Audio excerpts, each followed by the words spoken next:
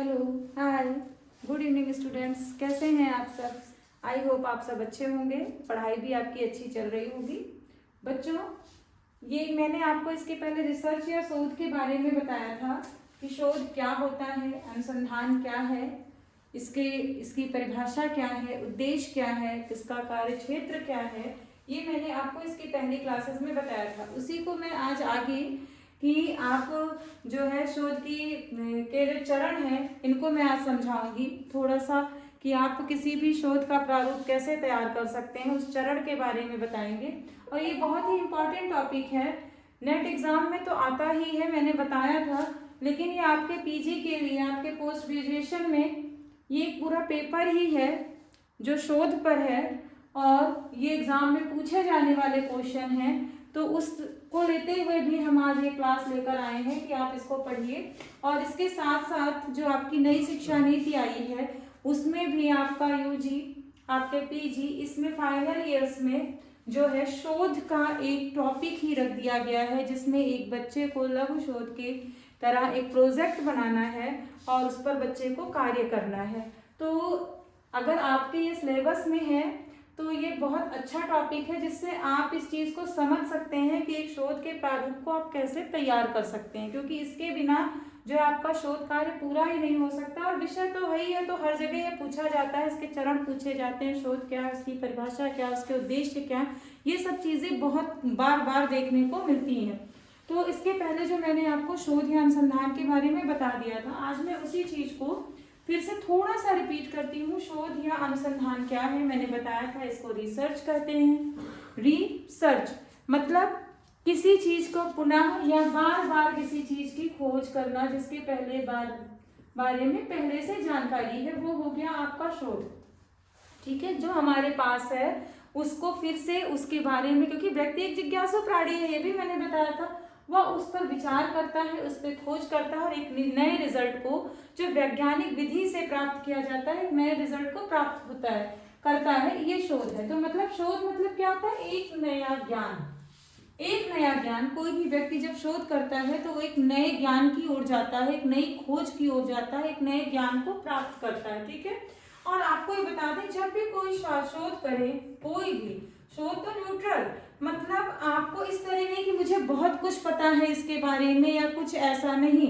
अगर आपको सब कुछ पता ही है तो आप शोध क्या करेंगे? देखिए, आपको थॉटफुल, आपको चिंता करना चाहिए कि ये जो विषय है या ये जो समस्या है, थॉटफुल होना चाहिए। व्यक्ति अगर थॉटफुल है, मतलब व्यक्ति अगर सोचता है, चिंतन करता है, तो वो एक अच्छे शोध को कर सकता है, एक अच्छे ज्ञान को प्राप्त कर सकता है। क्योंकि जब हम चिंतन करते हैं तो कोई चीज हमारे सामने जब आती है तो हम उसको देखते हैं, तो हम उस पर विचार करते हैं, समस्या क्यों उत्पन्न हुई होगी, इसके कारण क्या रहे होंगे, कारक क्या रहे होंगे, इस समस्या से का हम समाधान कैसे कर सकते हैं, या इस समस्या का उपाय क्या है।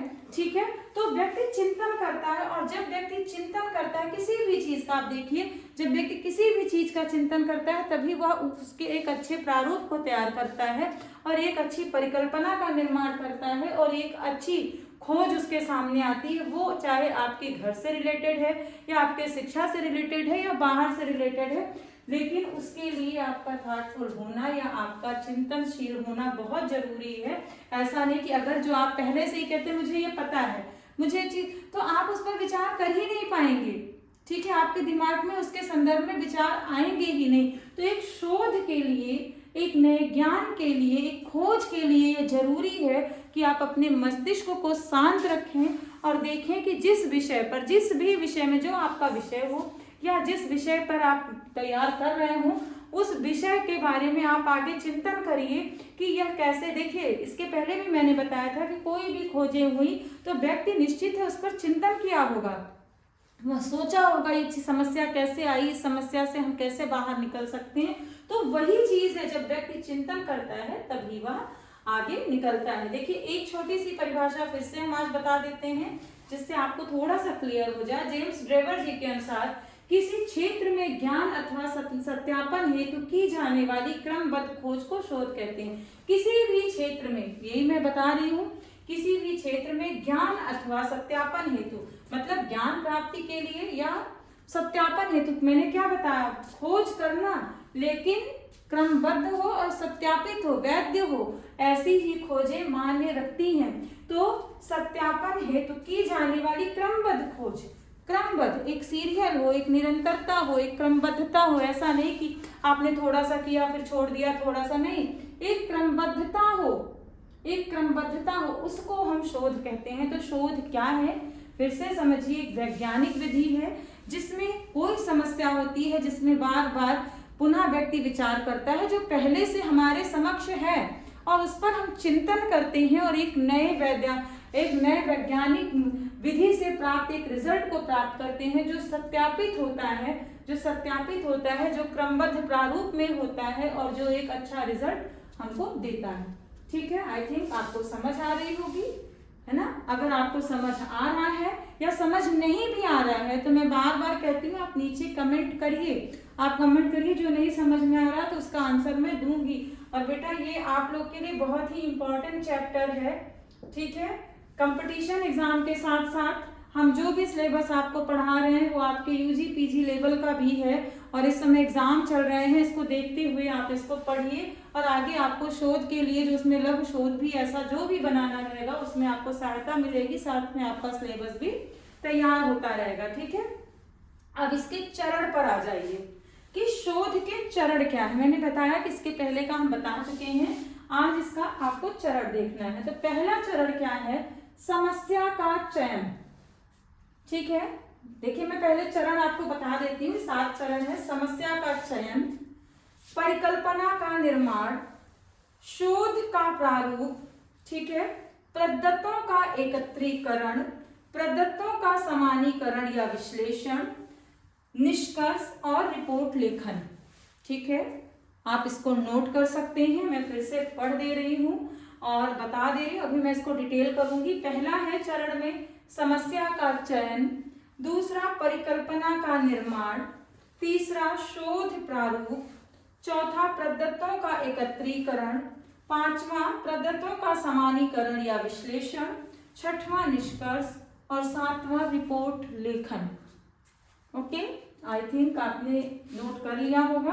अब आगे देखिए, पहला लीजिए समस्या का चयन। देखिए समस्या क्या होती है, कोई भी चीज जो हमारे सामने पहले से है, ठीक है। व्यक्ति एक चिंतनशील प्राणी है, व्यक्ति एक जिज्ञासु प्राणी है, जो भी हमारे सामने आता है। आप देखिए कि अगर आपके अंदर चेतना है तो आप भी कहीं भी बैठते हैं या कोई कार्य करते हैं तो कोई चीज आप देखते हैं तो आपके माइंड में बार बार उसके संदर्भ में विचार आता ही है कि ये क्यों हुआ, किस कारण हुआ, कैसे हुआ, क्यों, क्या यह होना चाहिए था या नहीं होना चाहिए था। क्योंकि व्यक्ति जो है कब, क्यों, कहाँ, कैसे के विचार में हमेशा ही खोया रहता है। ये कुछ टॉपिक ऐसे हैं, कब, क्यों, कहाँ, कैसे, जो उसके मस्तिष्क में हमेशा चलते रहते हैं किसी भी संदर्भ को लेकर।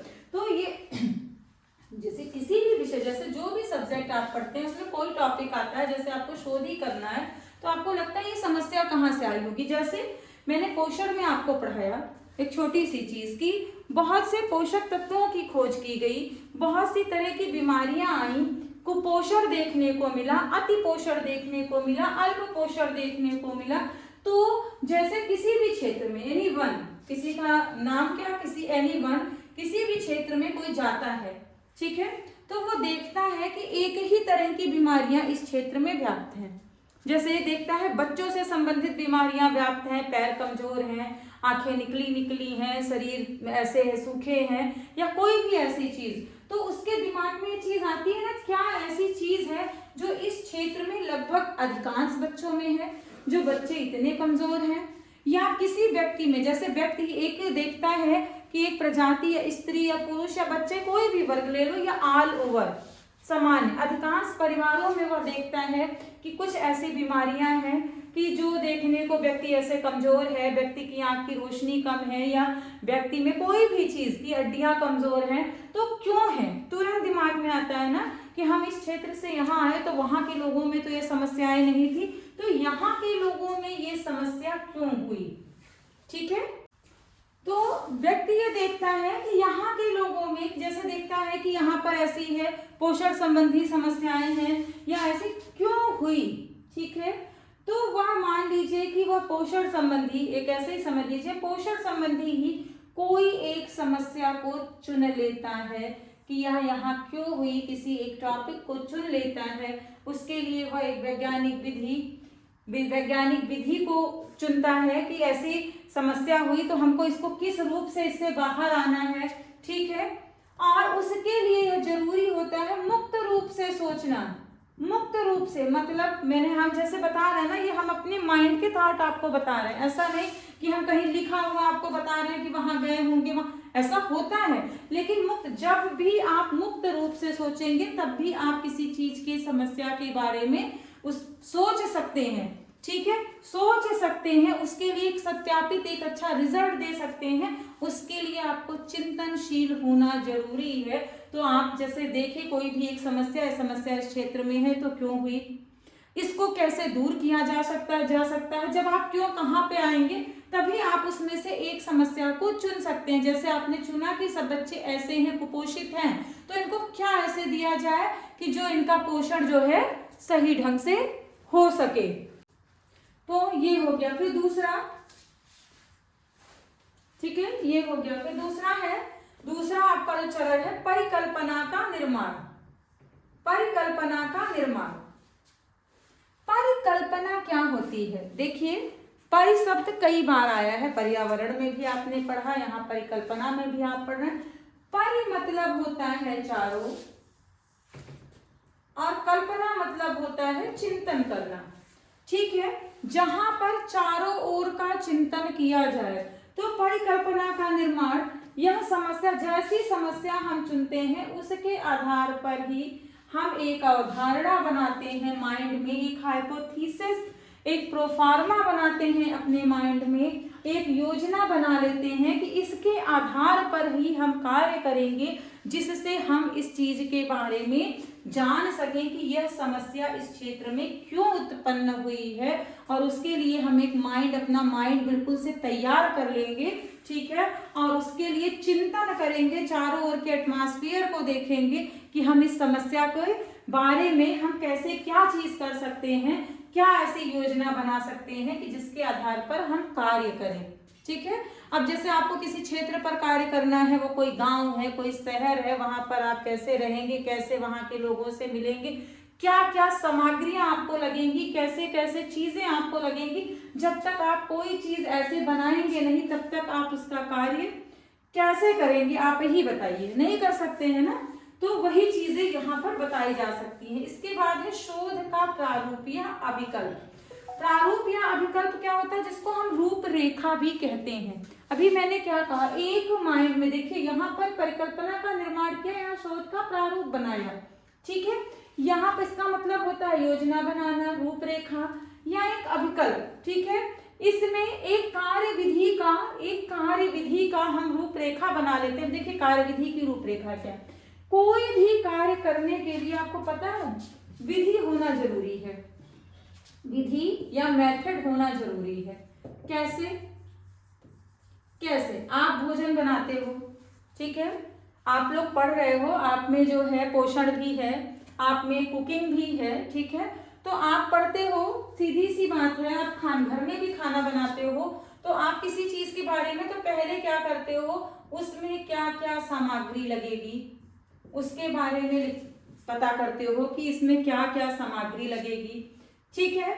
उसके बाद में आप जैसे सामग्री है उसकी सूची बना लेते हो कि मुझे ये चीजें चाहिए, एक, ठीक है। उसके बाद आपको अगर नहीं पता है तो आप उसका मेथड लिखते हो कि मुझको इस तरह से इस कार्य को करना है, ठीक है। जैसे आपको कोई खाना बनाना है, कोई कुकिंग करनी है, कोई भी चीज करनी है, तो आप पहले किसी से पूछते हो इसमें क्या क्या लगेगा, उसको एक लिस्टिंग करते हो, लिस्ट पे लिखते हो, फिर पूछते हो कि इसको हम कैसे बनाएं। तो आप लिखोगे इसको पहले हम काटेंगे, फिर छीलेंगे, फिर पकाएंगे, उसको आप स्टेप वाइज स्टेप ही करते हैं। जैसे आप कोई कपड़े की सिलाई कर रहे हैं, मान लीजिए आप सिलाई सीख रहे हैं, कपड़े की सिलाई ही कर रहे हैं, तो उसमें पहले है कि आपको उसकी ड्राफ्टिंग कर लेनी है, एक नमूना तैयार कर लेना है, उसके बाद कपड़े पे उस नमूने को उतारना है, उसकी कटिंग करनी है, उसके बाद जिस चीज के बारे में है कि ये चीज इसकी बाजू पहले जोड़नी है, इसमें तुरपाई बाद में करनी, वही मेथड है। ऐसा नहीं है कि आप पहले कपड़ा सिल लोगे, आपने एक चौक लिया, एक निशान लगा दिया एक कपड़े पर, एक कुर्ते का निशान आपने कपड़े पे लगा दिया, मान लीजिए कटिंग नहीं की, उस निशान पे आप सिलने लगे तो क्या आपकी फिटिंग सही आएगी? नहीं। जो है वो पहले आपको देखना है कितने मीटर कपड़े लगे। जैसे आप कोई कपड़ा सिल रहे हो तो जरूरी है उसके लिए पहले पैटर्न बनाना, तो पहले आप लिखोगे इसमें 2 मीटर कपड़ा लगेगा, ठीक है। फिर आप लिखोगे इतने इंच कमर, इतने इंच नाक, इतने इंच जो भी जैसा भी वो, उसके बाद आप उसकी कटिंग करोगे, फिर उस कलर का मैचिंग धागा लाओगे और उसके बाद उसकी सिलाई करोगे, उसके बाद जो उसमें रेशे वेसे हैं उसको काट कर उसको प्रेस करोगे, तब जाकर वो एक कपड़ा तैयार होता है। तो ये जो विधि होती है यही कार्य विधि है। सेम ऐसे ही यही चीज है शोध प्रारूप, एक रूपरेखा बनाना, योजना बनाते हैं, विश्लेषण करते हैं कि हमको कौन सी विधि अपनानी है और क्यों अपनानी है, ठीक है। उसमें कौन सी विधि अपनाते हैं और उसके लिए हमको वहां पर क्या क्या चीजें ले जानी पड़ेगी, कैसी कैसी सूचियां बनानी पड़ेगी और किस तरह से हम वहां पर जाकर अपने कार्य को संपन्न कर सकते हैं। आई थिंक आपको समझ में आ रहा होगा बच्चों। अगर समझ में आ रहा है तो आप लोग अपने साथियों के साथ शेयर करिए, लाइक करिए, चैनल को सब्सक्राइब करिए, जिससे और भी बच्चों को इसका लाभ मिल सके, ठीक है। अब आप देखिए प्रदत्तों का एकत्रीकरण। प्रदत्त क्या होते हैं? जैसे डेटा होता है, सैंपल होते हैं, तो इसको सैंपलिंग ही कहते हैं, ठीक है।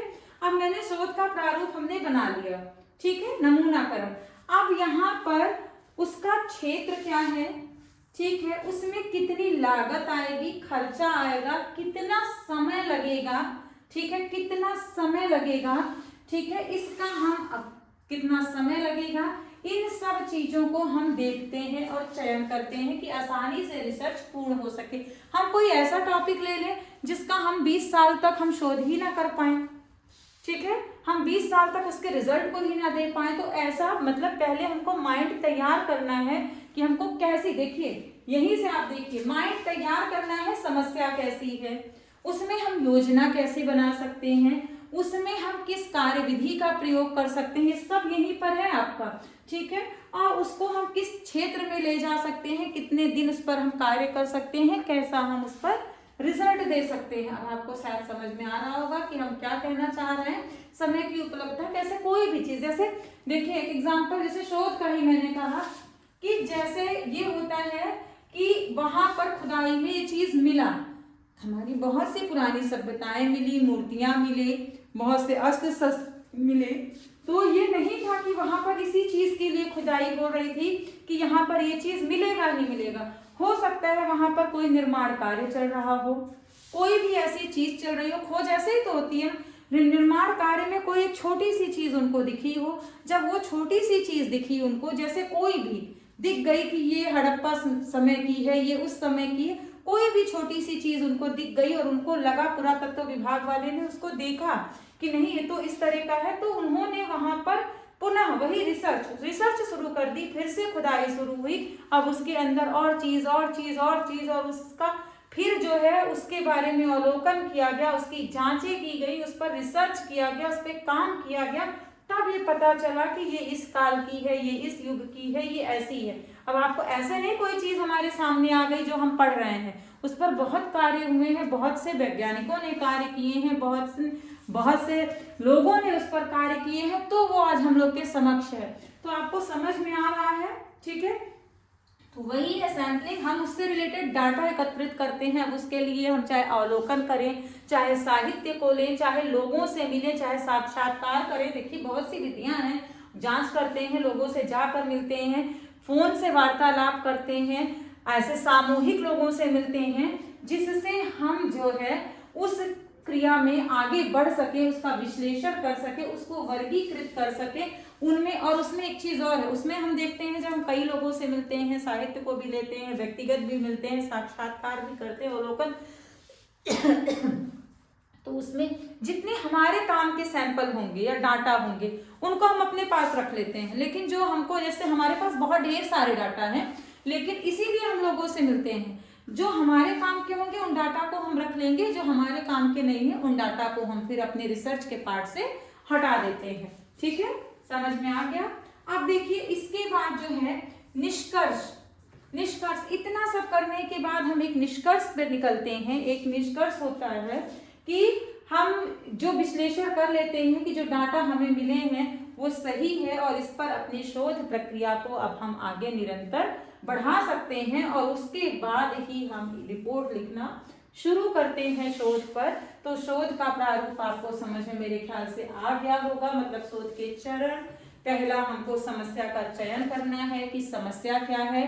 वो समस्या आपके विषय से संबंधित होती है, जो विषय आप पढ़ रहे हैं, जिस विषय में आप शोध करना चाहते हैं उसी विषय से हम कोई टॉपिक उठाते हैं और उस समस्या को देखते हैं। ठीक है कि समस्या कैसी है, इसका हम कैसा रिजल्ट बना सकते हैं, ये समस्या कहाँ से, ये तभी मिलेगी जब हम उसके बारे में मुक्त रूप से सोचते हैं। फिर उसके लिए दिमाग में हम एक अवधारणा बनाते हैं।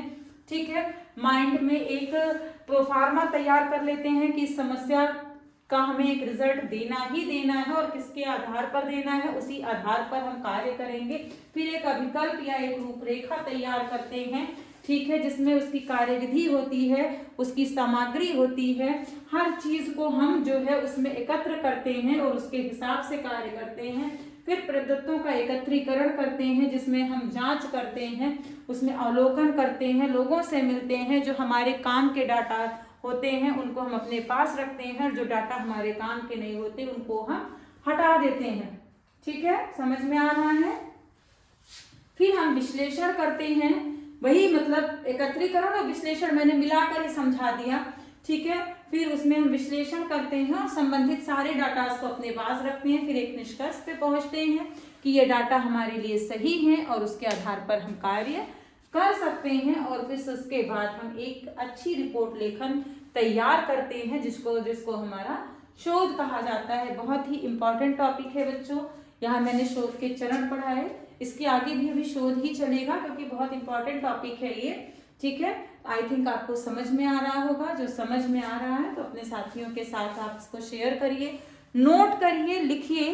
और अगर आपको समझ में कोई टॉपिक नहीं आ रहा है इसमें से या कोई चरण समझ में नहीं आए तो आप उसको कमेंट बॉक्स में लिख सकते हैं, मैं उसका जवाब दूंगी। Okay, thank you so much.